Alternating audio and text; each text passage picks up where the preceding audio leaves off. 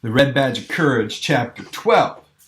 The column that had butted stoutly at the obstacles in the roadway was barely out of the youth's sight before he saw dark waves of men come sweeping out of the woods and down through the fields.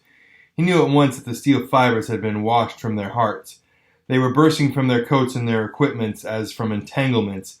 They charged down upon him like terrified buffaloes. Behind them blue smoke curled and clouded above the treetops, and through the thickets he could see sometimes a distant pink glare. The voices of the cannon were clamoring in interminable chorus. The youth was horror-stricken. He stared in agony and amazement. He forgot that he was engaged in combating the universe. He threw aside his mental pamphlets on the philosophy of the retreated and rules for the guidance of the damned. The fight was lost. The dragons were coming with invincible strides. The army, helpless in the matted thickets and blinded by the overhanging night, was going to be swallowed. War, the red animal, war, the blood-swollen god, would have bloated Phil. Within him, something bade to cry out. He had the impulse to make a rallying speech, to sing a battle hymn, but he could only get his tongue to call into the air, What's the matter? Soon he was in the midst of them. They were leaping and scampering all about him. Their blanched faces shone in the dusk. They seemed, for the most part, to be very burly men. The youth turned from one to another of them as they galloped along. His incoherent questions were lost. They were heedless of his appeals. They did not seem to see him.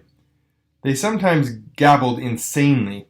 One huge man was asking of the sky, "Say, where'd the plank road? Where'd the plank road?" It was as if he had lost a child. He wept in his pain and dismay. Presently men were running hither and thither in all ways. The artillery booming forward, rearward, and on the flanks made jumble of ideas of direction. Landmarks had vanished into the gathered gloom. The youth began to imagine that he had gotten into the center of a tremendous quarrel, and he could perceive no way out of it. From the mouths of the fleeing men came 1,000 wild questions, but no one made answers. The youth, after rushing about and throwing interrogations at the heedless bands of retreating infantry, finally clutched a man by the arm. They swung around face to face. Why, stammered the youth, struggling with his balking tongue. The man screamed, let me go! His face was livid and his eyes were rolling uncontrolled. He was heaving and panting. He still grasped his rifle, perhaps having forgotten to release his hold upon it. He tugged frantically, and the youth, being compelled to lean forward, was dragged several paces. Let me go! Let go me! Why, stuttered the youth. Well then, bawled the man in lurid rage. He adroitly and fiercely swung his rifle. It crushed upon the youth's head. The man ran on. The youth's fingers had turned to pace upon the other's arm.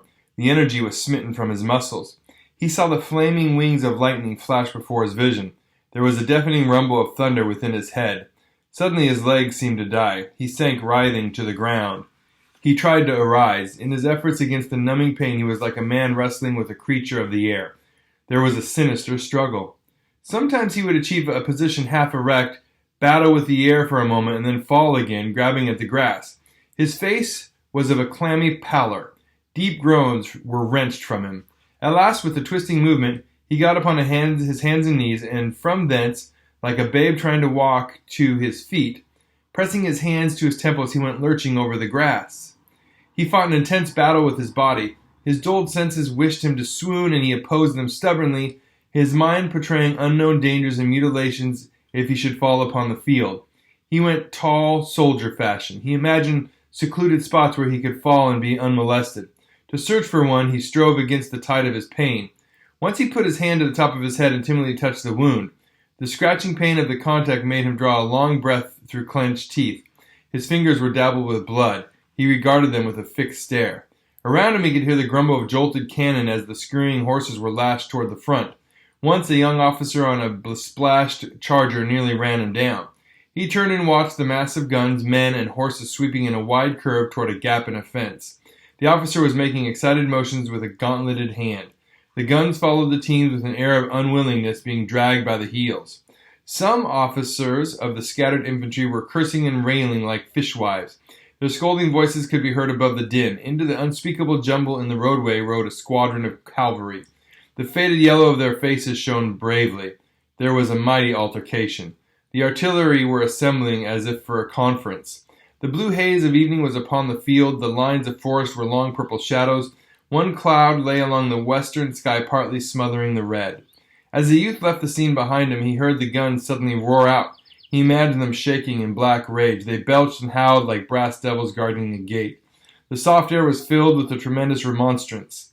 With it came the shattering peal of opposing infantry. Turning to look behind him, he could see sheets of orange light illuminate the shadowy distance. There were subtle and sudden lightnings in the far air. At times he thought he could see heaving masses of men. He hurried on in the dusk. The day had faded until he could barely distinguish place for his feet. The purple darkness was filled with men who lectured and jabbered. Sometimes he could see them gesticulating against the blue and somber sky. There seemed to be a great ruck of men and munitions spread about in the forest and in the fields. The little narrow roadway now lay lifeless. There were overturned wagons like sun-dried boulders. The bed of the former torrent was choked with the bodies of horses and splintered parts of war machines. It had come to pass that his wound pained him but little. He was afraid to move rapidly, however, for the dread of disturbing it. He held his head very still and took many precautions against stumbling. He was filled with anxiety, and his face was pinched and drawn in anticipation of the pain of any sudden mistake of his feet in the gloom. His thoughts as he walked fixed intently upon his hurt. There was a cool, liquid feeling about it, and he imagined blood moving slowly down under his hair. His head seemed swollen to a size that made him think his neck to be inadequate. The new silence of his wound made much worriment. The little blistering voices of pain that had called out from his scalp were, he thought, definite in their expression of danger. By them he believed that he could measure his plight. But when they remained ominously silent, he became frightened and imagined terrible fingers that clutched into his brain. Amid it, he began to reflect upon various incidents and conditions of the past. He bethought him of certain meals his mother had cooked at home, in which those dishes of which he was particularly fond had occupied prominent positions. He saw the spread table. The pine walls of the kitchen were glowing in the warm light from the stove. Too, he remembered how he and his companion used to go from the schoolhouse to the bank of the shaded pool.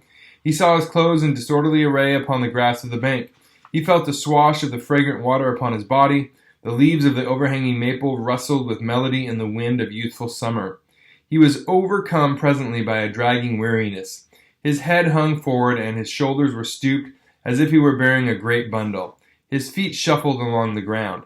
He held continuous arguments as to whether he should lie down and sleep at some near spot, or force himself on until he reached a certain haven. He often tried to dismiss the question, but his body persisted in rebellion, and his senses nagged at him like pampered babies. At last he heard a cheery voice near his shoulder. "You seem to be in a pretty bad way, boy." The youth did not look up, but he assented with a thick tongue. The owner of the cheery voice took him firmly by the arm. "Well," he said with a round laugh, "I'm going your way, the whole gang is going your way, and I guess I can give you a lift." They began to walk like a drunken man and his friend. As they went along, the man questioned the youth and assisted him with the replies like one manipulating the mind of a child. Sometimes he interjected anecdotes. "What regiment do you belong to, eh? What's that? The 304th New York? Why, what corps is that in? Oh, it is? Why, I thought they wasn't engaged today. They're way over in the center. Oh, they was, eh? Well, pretty nearly everybody got their share of fighting today. By doubt I'd give myself up for dead any number of times. There was shooting here and shooting there and hollering here and hollering there in the damn darkness until I couldn't tell to save my soul which side I was on. Sometimes I thought I was sure enough from Ohio, and other times I could have swore I was from the bitter end of Florida. It was the most mixed up darn thing I ever see. And there the here whole woods is a regular mess. It'd be a miracle if we find our regiments tonight. Pretty soon, though, we'll meet a plenty of guards and provost guards and one thing and another. Ho! There they go with the officer, I guess. Look at his hand a dragging. He's got all the war he wants, I bet. He won't be talking so big about his reputation and all when they go to sawing off his leg. Poor feller. My brother's got whiskers just like that. How did you get way over here anyhow?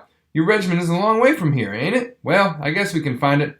You know, there was a boy killed in my company today that I thought the world of and all. Jack was a nice feller, by ginger. It hurt like thunder to see old Jack just get knocked flat.